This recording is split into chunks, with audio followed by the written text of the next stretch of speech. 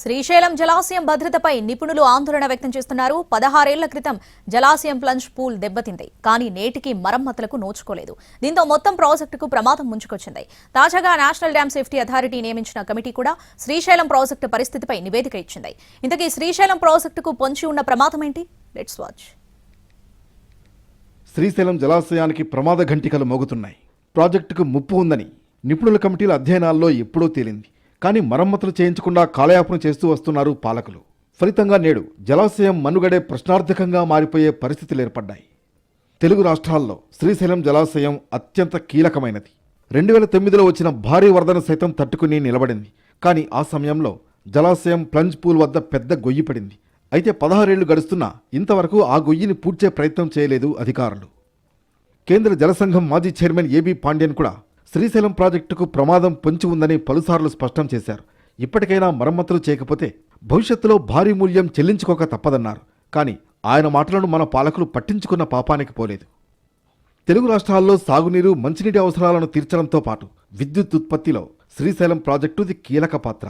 దీని ద్వారా సుమారు 25 లక్షల ఎకరాలకు సాగునీరు అందుతుంది. 2009లో కృష్ణ, తుంగభద్ర నదుల నుంచి వచ్చిన 25 లక్షల క్యూసెక్కుల వరద ఉధృతిని తట్టుకుని నిలబడింది. కానీ డ్యామ్ కమర్చిన 6వ నెంబర్, 8వ నెంబర్ క్రస్ట్ గేట్ల మధ్య కట్ట దిగువన ప్లంజ్ పూల్ వద్ద ఏర్పడిన గొయ్యి ప్రమాదకరంగా మారింది.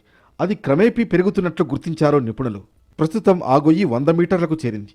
ప్లంజ్ పూల్ వద్ద గొయ్యిని మూసివేయడంతో పాటు ప్రధాన స్పిల్వే నుంచి నీటి లీకేజీని అరికట్టాలంటున్నారు నిపుణులు. అలాగే రివర్స్ లూయిస్ గేట్లకు మరమ్మతు చేయించాలని చెబుతున్నారు నిపుణులు.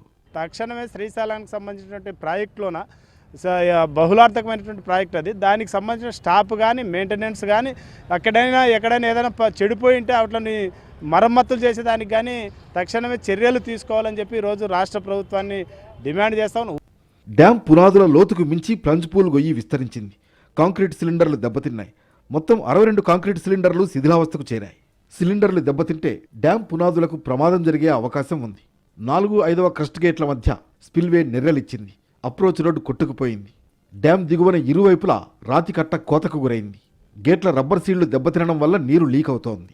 మౌలిక సదుపాయాలు కానీ, అక్కడున్న స్టాఫ్ను కానీ మళ్ళీ పెంచి దాన్ని మళ్ళీ అభివృద్ధి చేయడానికి, శ్రీశైలం ప్రాజెక్టును అభివృద్ధి చేయడానికి ఎలాంటి నోసుకోవడం లేదు.